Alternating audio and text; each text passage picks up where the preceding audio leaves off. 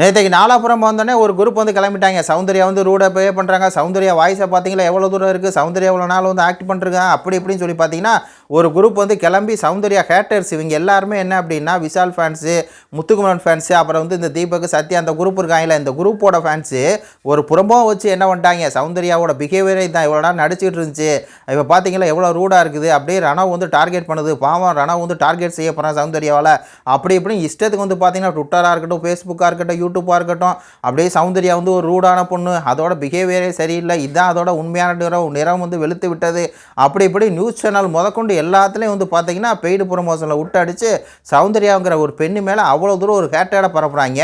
கடைசியாக இன்றைக்கி எபிசோடு பார்க்கும்போது தான் தெரியுது அது ஃபுல்லாக பேக்குங்க, அது அப்படியே ஒரு நடிப்பு நடிக்கிறாங்க. எல்லோரும் பேசி வச்சுக்கிட்டு இந்த மாதிரி லவ் கண்டென்ட்டு அதை வந்து பண்ணாதன்னு சொல்லு, நாங்கள் வந்து ஏன் பண்ணக்கூடாதுன்னு சொல்கிறோம் அப்படிங்கிற ஒரு லவ் கண்டென்ட்டுங்க. ஒரு லவ் கண்டென்ட்டு அது வந்து அவங்க இதாக பண்ணுறாங்க, ஒரு ப்ராங்காக பண்ணுறாங்க. அதுவும் பிக் பாஸே அந்த ப்ராங்கை வந்து பண்ண சொல்கிறாரு, இந்த மாதிரி எதாவது பண்ணுங்கடா ஒரு கண்டென்ட்டுமே இல்லைடா அப்படின்னு சொல்லி அதை வச்சுக்கிட்டு வந்து பார்த்தீங்கன்னா சௌந்தர்யா கேரக்டரையும் அசாசினேஷன் பண்ணுறாங்க.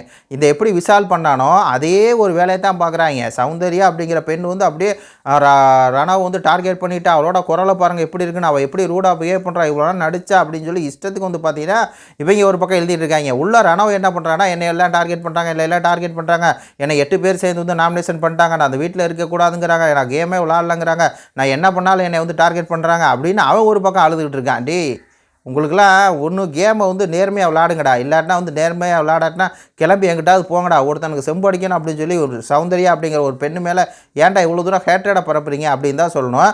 ஒரு ப்ராங்கை வச்சுக்கிட்டு மக்களே, ஒரு ப்ராங்க் இப்போ அவங்க மூஞ்சியெல்லாம் கொண்டு போய் எங்கே வைப்பாங்க, ஒரு ப்ராங்கில் அவ்வளோ ரூடாக தான் நடக்கிறாங்க, அது ஒரு ப்ராங்க்டா அப்படி தான்டா பண்ண முடியும். அவங்க ஏதோ நிஜமாக அப்படி சண்டை போட்டு அப்படி நடவுக்கு அவங்களுக்கு ஏதோ தீப்பொறி சண்டை வந்துச்சு, அந்த சண்டையில் சௌந்தர்யா ஏதோ தப்பு பண்ணிட்டாங்க அப்படி ரேஞ்சுக்கு பேசுனீங்கடா எச்சையலா அப்படின்னு தான் சொன்னோம். எப்போயுமே சவுண்டு தான் மாசு. அந்த வீட்டில் வந்து லவ் கண்டென்ட்லேருந்து ஆரம்பித்து எல்லா கண்டென்ட்டும் கொடுக்குறது வந்து மாஸ் பண்ணுறது எல்லாமே சவுண்டு தான்டா, நீங்கள் கதறிக்கிட்டே இருக்க வேண்டியது அப்படிங்கிற மாதிரி இருக்குது. இது கொடுத்தக்கூடிய கருத்துக்களை சொல்லுங்கள். நன்றி, வணக்கம்.